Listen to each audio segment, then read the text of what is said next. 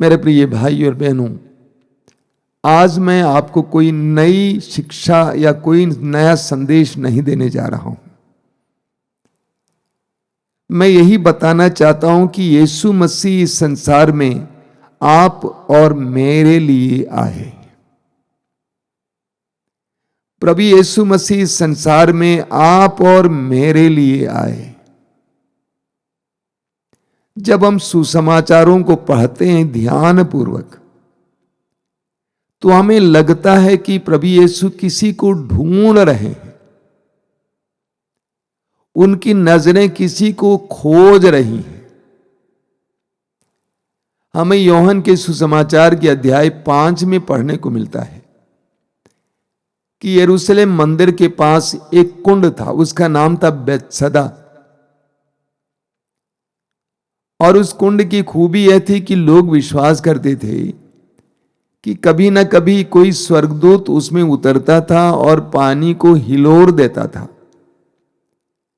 और उस समय जो भी उस पानी में उतरता था उसको चंगाई मिलती थी। ये लोगों का विश्वास था। इसलिए उस कुंड के चारों ओर बहुत सारे रोगी पड़े रहते थे। सुसमाचार में हम पढ़ते हैं कि प्रभु यीशु वहां पे आते हैं और भ्रमण करते हैं, मानो वो किसी को ढूंढ रहे हैं। और हां, आकर यीशु उस जगह पे रुक गए जहां पर एक रोगी था, जिसके विषय में बताया गया है अर्धांग रोगी है। उसके बारे में यूहन्ना लिखते हैं कि 38 वर्षों से बीमार पड़ा हुआ था। अर्धांग रोगी मतलब जिसका शरीर के हिस्से सूख गए थे, जो अपने बलबूते चल नहीं पाता था। जरा सोचिए, 38 वर्षों से ऐसा पड़ा हुआ है। एक आध 2 महीना बिस्तर पर पड़े रहना पड़ता है तो कितनी कठिनाई होती है, कितनी पीड़ा होती है, कितने दर्द होता है। वो 38 वर्षों से बीमार पड़ा हुआ था। उसकी दशा पर मनन कीजिए। इतना ही नहीं, वो स्वयं कहता है, मेरा कोई नहीं है कि मुझे पानी के पास ले चले। एक ऐसा रोगी जिसकी सेवा करने के लिए शायद ही कोई है। जब मैं पहली बार गिर गया था, हड्डी टूट गई थी और 1-2 महीने बिस्तर पर ही बिताना पड़ा, 4-5 महीने कमरे में ही बिताना पड़ा, तो 24 घंटे कोई ना कोई मेरी सेवा में लगा रहता था। उस समय मैं उन लोगों के बारे में सोचता था जिनकी सेवा करने के लिए कोई नहीं है और ऐसी परिस्थिति में पड़े हैं। मैं इतना विह्वल हो गया, इतना दुखी हो गया कि किसी को बुलवाना पड़ा कि वो मुझे सांत्वना दे, मुझे समझाए। 38 वर्षों से जो बीमार पड़ा था और जिसका कोई सहायक नहीं था, ऐसे व्यक्ति की खोज में यीशु आ जाते हैं। हमें एजेकियल के ग्रंथ के अध्याय 34 में पढ़ने को मिलता है। 34 वाक्य 16 में लिखा हुआ है। 34 वाक्य 16 में हम पढ़ते हैं, जो भेड़ें खो गई हैं मैं उन्हें खोज निकालूंगा, जो भटक गई हैं मैं उन्हें लौटा लाऊंगा, जो घायल हो गई हैं उनके घावों पर पट्टी बांधूंगा, जो बीमार हैं उन्हें चंगा करूंगा। प्रभु ने यही किया। प्रभु ने उससे पूछा, क्या तुम चंगा होना चाहते हो? उसने कहा, मेरा कोई नहीं है। प्रभु ने कहा, उठ खड़े हो जाओ और अपनी चारपाई लेकर घर चले जाओ। प्रभु ने उसे चंगा कर दिया। मत्ती के सुसमाचार के अध्याय 9 में हम पढ़ते हैं। मत्ती के सुसमाचार के अध्याय 9 उसके वाक्य 12 में लिखा हुआ है, निरोगों को नहीं, रोगियों को वैद्य की जरूरत होती है। निरोगों को नहीं, रोगियों को वैद्य की जरूरत होती है। और वैद्य रोगी के पास आया। लूकस के सुसमाचार के अध्याय 19 वाक्य 10 में प्रभु यीशु कहते हैं जो खो गया था, मानव पुत्र उसी को ढूंढने और बचाने आया है। जो खो गया था, मानव पुत्र उसी को ढूंढने और बचाने आया है। लूकास अध्याय 19 वाक्य 10। प्रभु यीशु ये बात जक्केउस के घर पे कही। प्रभु यीशु जेरिको होकर जा रहे थे और यीशु के चारों ओर बहुत बड़ी भीड़ थी। यीशु इस प्रकार चल रहे थे मानो किसी को ढूंढ रहे थे। और जब जेरिको के नगर के उस सड़क के किनारे जो गूलर का पेड़ था उसके पास पहुंच गए यीशु, तो यीशु ऊपर देखते हैं, लगता है यीशु को वो मिल गया है और यीशु उसको जल्दी उतरवाते हैं और कहते हैं कि आज मुझे तुम्हारे यहां ठहरना है। यीशु जिसको खोज रहे थे, जिसे ढूंढ रहे थे, वो मिल गया। यीशु ने क्या किया? वचन में लिखा हुआ है, यीशु ने सारी भीड़ को छोड़ दिया और उसके घर की ओर चल दिया।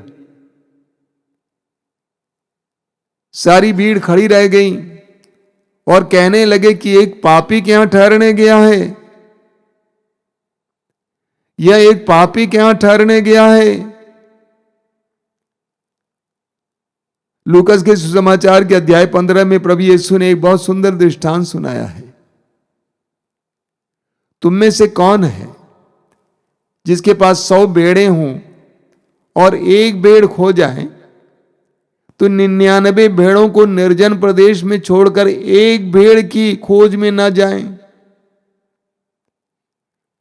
वह मिल जाने पर कंधे पर रखता है, आनंद मनाता है। यीशु ने यही करके दिखाया। यीशु ने यही करके दिखाया।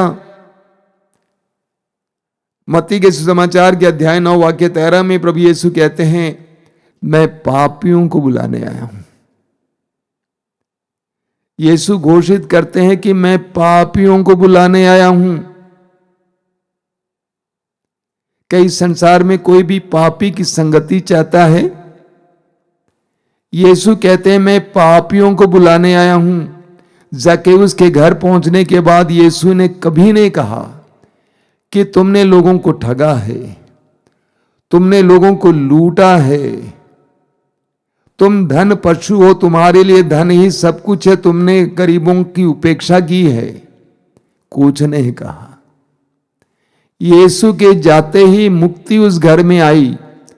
नतीजा जक्केउस घोषित करता है कि मेरी आधी संपत्ति मैं गरीबों में बांट दूंगा और जिनको मैंने ठगा है मैं 4 गुना वापस लौटा दूंगा।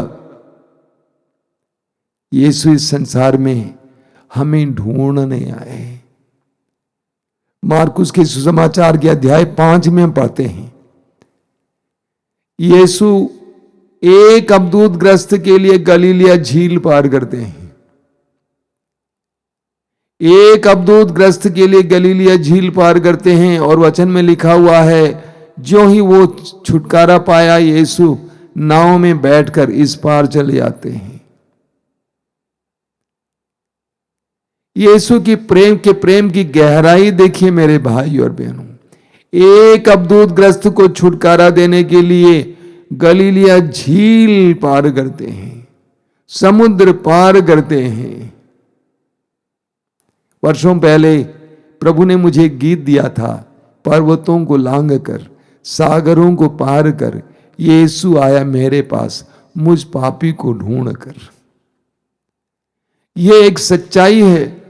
प्रभु हम मनुष्यों को ढूंढते हैं। एजेकिएल नबी के ग्रंथ के अध्याय 34 उसके वाक्य 12 में हम पढ़ते हैं, प्रभु कहते हैं, मैं अपनी भेड़ें खोजने जाऊंगा, कोहरे और अंधेरे में जहां कहीं भी वे तितर बितर हो गई हैं, मैं उन्हें वहां से छुड़ा लाऊंगा। कितना सांत्वनादायक वचन है। प्रभु कहते हैं मैं अपनी भेड़ें खोजने जाऊंगा, कोहरे और अंधेरे में जहां कहीं भी वे तितर बितर हो गई हैं, मैं उन्हें वहां से छुड़ा लाऊंगा। प्रभु यही करते हैं। प्रभु ने उस अबदूतग्रस्त को छुटकारा दिया और मनुष्य की गरिमा प्रदान की। और उसने कहा कि मैं आपके साथ रहना चाहता हूं। प्रभु ने कहा कि जाकर लोगों को बताओ। उसने चारों ओर घूम घूम कर ईश्वर के उस चमत्कार के बारे में लोगों को बताया। मार्कुस के सुसमाचार के अध्याय 5 में, उसी अध्याय में हमें एक नारी के बारे में पढ़ने को मिलता है जो 12 वर्षों से रक्तस्राव से पीड़ित थी। यीशु के चारों ओर भीड़ लगी हुई थी, लेकिन वो नारी इस विश्वास के साथ कि यदि मैं यीशु नाजरी के कपड़े के पल्ले को छू लूंगी मैं चंगी हो जाऊंगी, भीड़ को चीर कर जाकर यीशु के कपड़े को के पल्ले को छू लेती है, वो चंगी हो जाती है। अब प्रतिक्रिया देखिए, वचन में हम पढ़ते हैं कि प्रभु ने लोगों से पूछा, शिष्यों से पूछा, किसने मुझे छुआ? हालांकि उस नारी ने यीशु को छुआ नहीं था, यीशु के कपड़े के पल्ले को छुआ था। जबकि शिष्यों ने कहा कि भीड़ आप पर टूट पड़ रही है। लोग यीशु पर टूट पड़ रहे थे, उनका शरीर धक्का मुक्की कर रहे थे, लेकिन यीशु ने उस नारी के स्पर्श को महसूस किया। वो नारी उस समय के नियम के अनुसार, संहिता के अनुसार समाज में नहीं आना चाहिए था, उसको किसी पुरुष को स्पर्श नहीं करना चाहिए था। एक ऐसी नारी जो विषमता में जी रही है, जो दुख में जी रही है, जो उदासी में जी रही है, उस नारी के स्पर्श को यीशु ने महसूस किया। स्तोत्रकार क्या कहता है? स्तोत्र 145 वाक्य 14 में लिखा हुआ है, प्रभु निर्बल को संभालता है। प्रभु निर्बल को संभालता है और झुके हुए को सीधा करता है।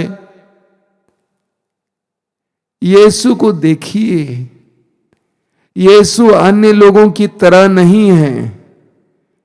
वो एक एक व्यक्ति को ढूंढ रहे हैं और यीशु ने उसके चंगा किया, उसको चंगाई का अनुभव प्रदान किया। लूकास के सुसमाचार के अध्याय 18 के उस अंधे भिखारी के बारे में हमने बार बार सुना है। यीशु वहां से गुजर रहे थे और एक बहुत बड़ी भीड़ उनके चारों ओर थी। भीड़ के कोलाहल को सुनकर उस अंधे भिखारी ने पूछा कि क्या हो रहा है।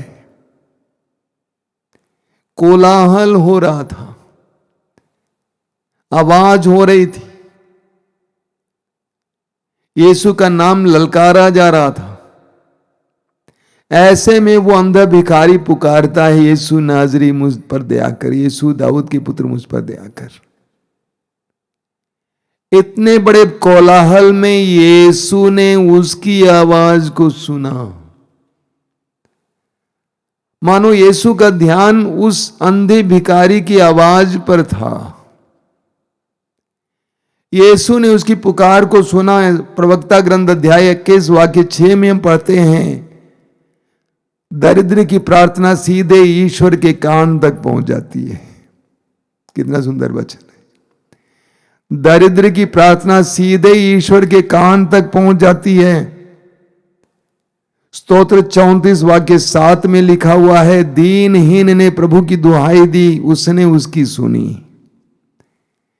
दीनहीन ने प्रभु की दुहाई दी और उसने उसकी सुनी। प्रभु दीनहीन की आवाज को सुनने के लिए तत्पर हैं, आतुर हैं। भीड़ के कोलाहल के बीच में उस अंधे भिखारी को यीशु सुने, यीशु रुके, उसको पास बुलाए, उसकी आंखों की दृष्टि उसको फिर प्रदान किए।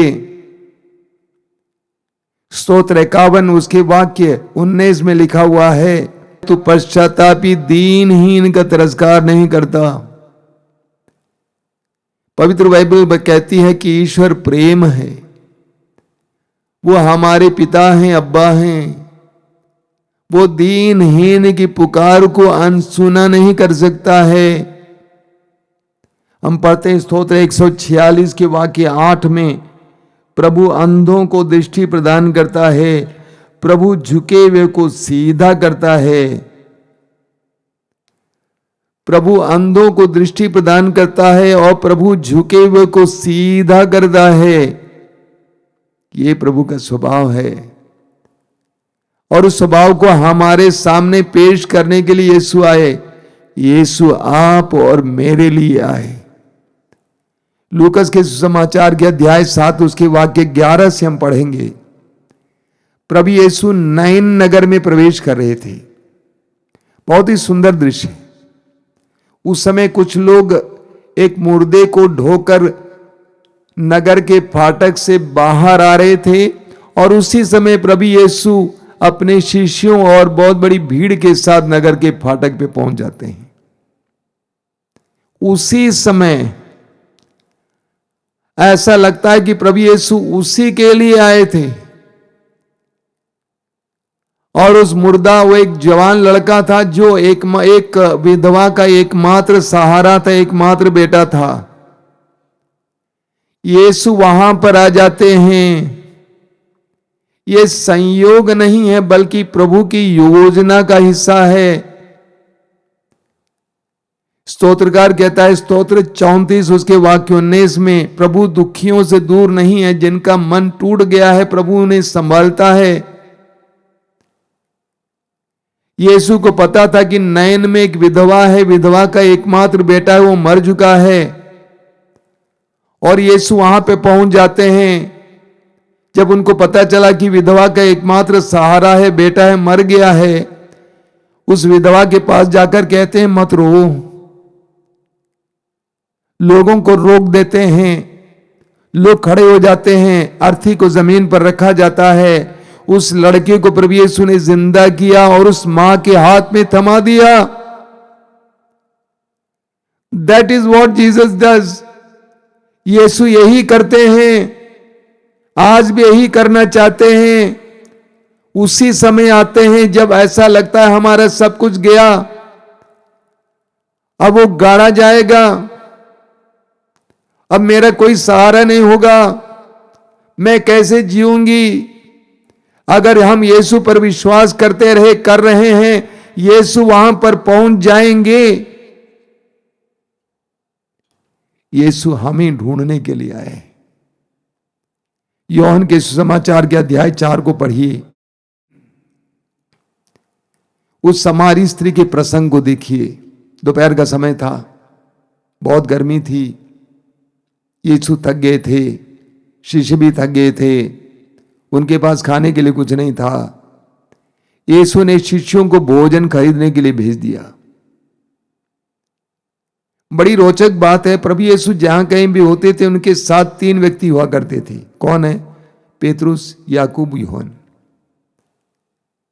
यहां तक कि जब प्रभु अपनी प्राण पीड़ा से पहले गेत्सेमनी बाग में प्रार्थना कर रहे थे, तीनों उनके साथ थे। ऐन मौकों पर यीशु के साथ ये तीनों रहते थे, लेकिन उस निर्जन जगह पर यीशु उनसे कहते हैं कि तुम लोग भी जाओ बाजार। शायद उन्होंने कहा होगा कि गुरुवर ये तो निर्जन स्थान है, कोई है नहीं यहां पे, आप अकेले बैठे रहेंगे। प्रभु ने कहा जाओ। और अकेले प्रभु याकूब के कुएं के पास किसी के इंतजार में बैठे हुए थे। और वो कौन था? एक स्त्री, जिसके विषय में यीशु को मालूम था। 5 पति के साथ रह चुकी थी, अब एक छठे पुरुष के साथ रह रही है।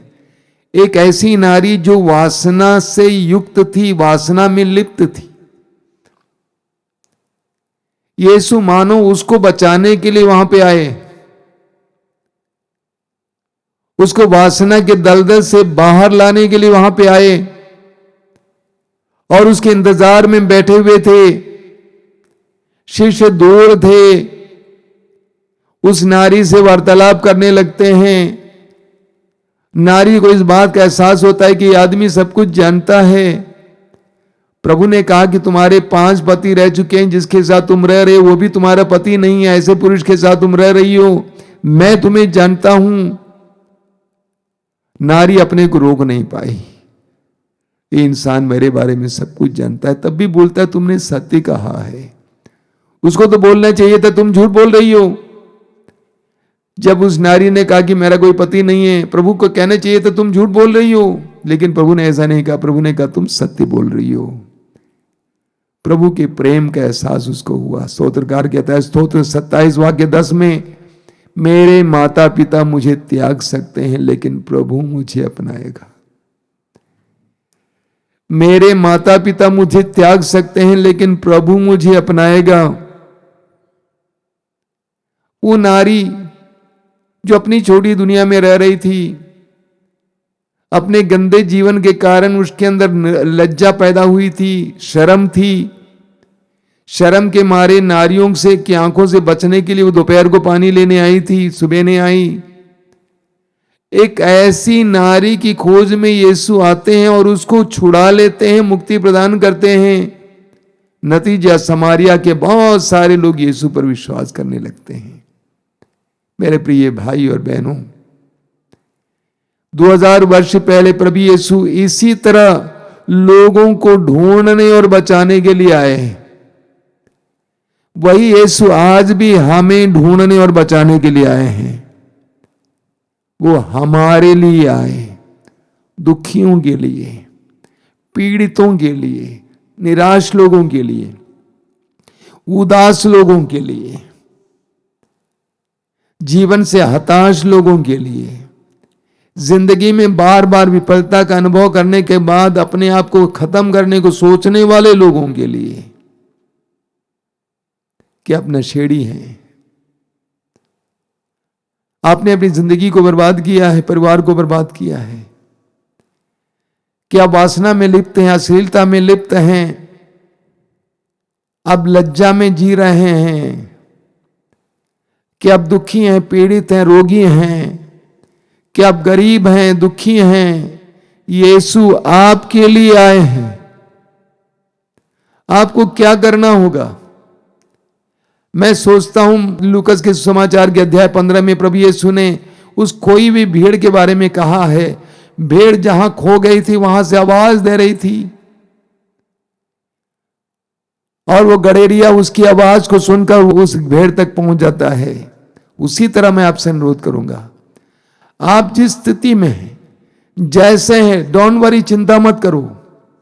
यीशु के लिए कुछ भी असंभव नहीं है। 12 वर्षों से रक्तस्राव से पीड़ित नारी को चंगा करने वाले यीशु, अंधे भिखारी को दृष्टि दान प्रदान करने वाले यीशु, भयानक अवधूतों से घिरे हुए उस अवधूतग्रस्त को छुटकारा देने वाले यीशु, वो यीशु आपको भी छुटकारा देंगे, आपको भी बचाएंगे, आपको भी चंगा करेंगे। आवाज दीजिए कि मैं यहां हूं, आई एम हियर लॉर्ड, मैं यहां हूं, मैं नशे में हूं, मैं उदासी में हूं, मैं निराशा में हूं, मैं टूटा हूं। आप जहां हैं वहां से आवाज दीजिए, यीशु आएंगे आपके पास। 2000 वर्ष पहले स्वर्ग छोड़कर इस संसार में आने वाले,